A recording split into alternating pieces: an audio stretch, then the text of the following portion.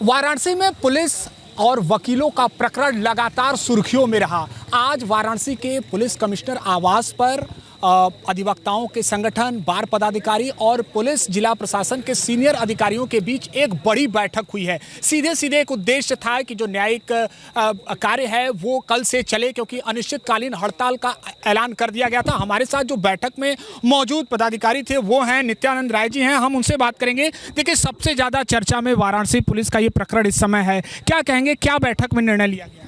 देखिए, बैठक के पहले हम लोगों ने बनारस बार अध्यक्ष, सेंट्रल बार अध्यक्ष मंगलेश दुबे, सभी पदाधिकारियों के 7 सदस्यीय कमेटी जो बनी है जिसका मैं सदस्य हूँ, हम लोगों ने मैराथन बैठक करके कुछ कंक्लूजन पे आए थे। 6 बिंदु हमने बनाए थे, वो हम लोगों ने बनाए थे सभी कमेटी ने। तो उसमें पहला था कि पूरे प्रकरण की मजिस्ट्रेटी जांच किया जाए और मुकदमे को जो वकीलों के खिलाफ उसको स्पंज किया जाए, समाप्त किया जाए।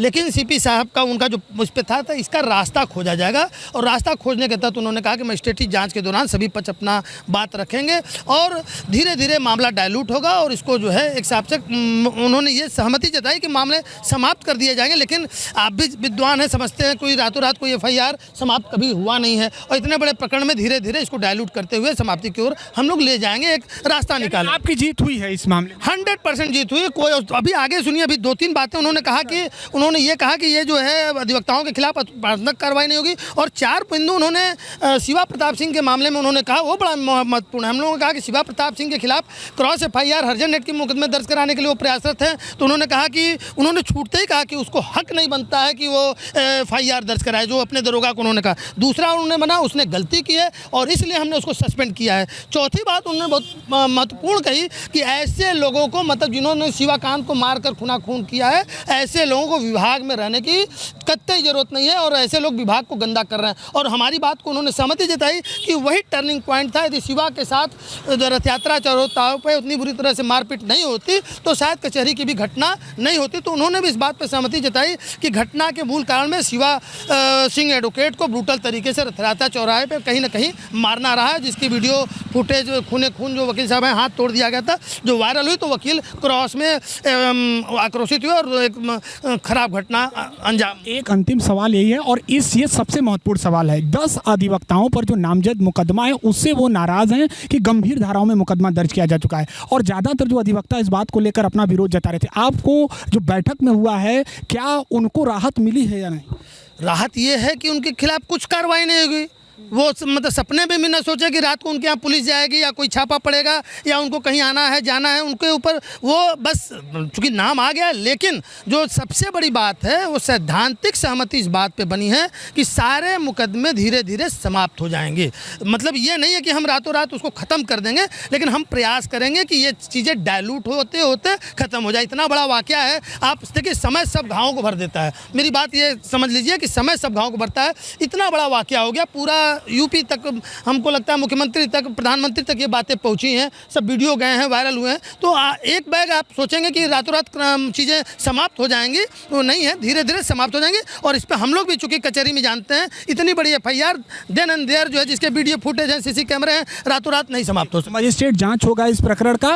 अब क्या कल से अधिवक्ता अपना कार्य वाराणसी न्यायालय परिसर में शुरू कर रहे हैं? एकदम, देखिए, ऐसा है कि हमारे अध्यक्ष महामंत्री हम लोगों को समझाएंगे, बुझाएंगे और कचहरी को वापस पटरी पर लाएंगे। ठीक है, बहुत शुक्रिया बातचीत के लिए। तो ऐसे में इसी आवास पर जो अधिवक्ताओं और पुलिस प्रशासन की भी जो बैठक हो रही थी वो फिलहाल खत्म हो चुकी है, और अधिवक्ताओं ने भी इस मामले को लेकर संतोष जताया है और कहा है कि कल से प्रयास ये रहेगा कि वाराणसी न्यायालय परिसर में जो न्यायिक कार्य है वो शुरू हो। 4-5 दिन पूर्व कचहरी में जो एक दुर्भाग्यपूर्ण घटना घटित हुई थी, उसको लेकर के बनारस बार एसोसिएशन और सेंट्रल बार एसोसिएशन ने 11 सदस्यीय समिति वकीलों की गठित की थी। आज इस 11 सदस्यीय समिति के साथ पुलिस के अधिकारी और प्रशासन के यहाँ के मंडलायुक्त और जिलाधिकारी के साथ एक संयुक्त बैठक यहाँ पर आयोजित की गई, जिसमें ये सहमति बनी है कि इस प्रकरण की, कचहरी वाले प्रकरण की मजिस्ट्रियल जांच होगी। मजिस्ट्रियल जांच के आधार पर, उसके निष्कर्ष के आधार पर इस प्रकरण में आगे कार्रवाई की जाएगी। जब तक मजिस्ट्रियल जांच प्रचलित रहेगी तब तक किसी भी एडवोकेट के विरुद्ध किसी भी तरह की कार्रवाई नहीं की जाएगी। दूसरी मांग एडवोकेट्स की ये थी कि जो बड़ा गांव जो प्रकरण था, जिसके कारण, जिसके बैकग्राउंड में बड़ा गांव में एक एडवोकेट के साथ अभद्रता की बात कही गई थी, उस प्रकरण की भी मजिस्ट्रियल जांच कराई जाएगी।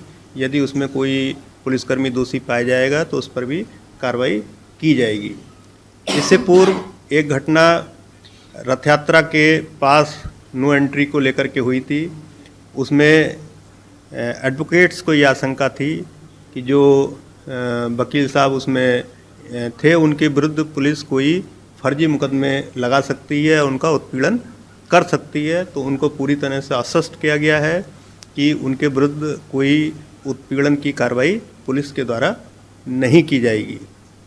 सर, सोशल मीडिया पे भी तमाम सारे वीडियो चल रहा है, कितना बड़ा चैलेंज है सर? क्योंकि इस घटना में हमने देखा कि सोशल मीडिया का बहुत दोनों तरफ से लगातार बयानबाजी चल रही थी सोशल मीडिया से।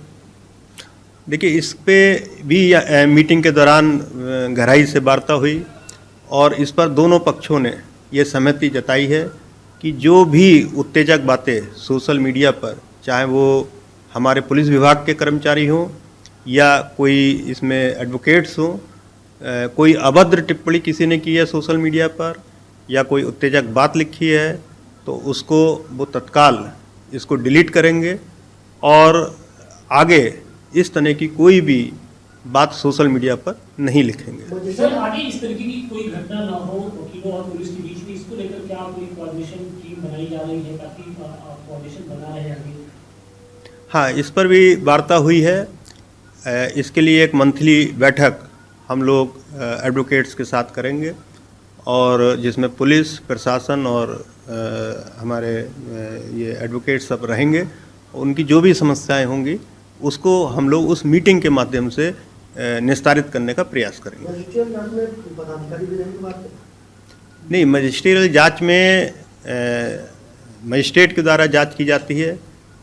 उनको असिस्ट करने के लिए कुछ लोग हो सकते हैं जो उनको एज एविडेंस उपलब्ध कराएंगे। वो किसी भी पक्ष के हो सकते हैं, एडवोकेट्स भी उसमें रहेंगे, अपनी एविडेंस उसमें प्रस्तुत करेंगे और जो पुलिस के लोग हैं वो अपनी एविडेंस देंगे। उसमें कोई न्यूट्रल लोग भी हो सकते हैं, वो भी अपनी एविडेंस देते हैं। उसका प्रोसेस ही ऐसा होता है जिसमें कोई भी व्यक्ति अपनी बात कह सकता है।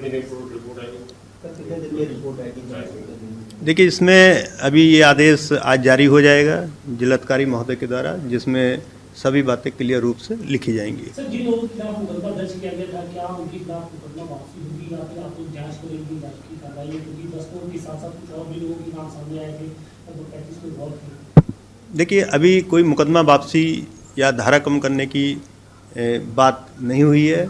मजिस्ट्रियल जांच में जैसे तथ्य आएंगे, अगर उसमें कुछ तथ्य ऐसे आते हैं कि धाराएं अधिक लगी हैं या कोई नाम गलत लिखे गए हैं, तो जैसा निष्कर्ष होगा उसके आधार पर आगे की कार्रवाई की जाएगी।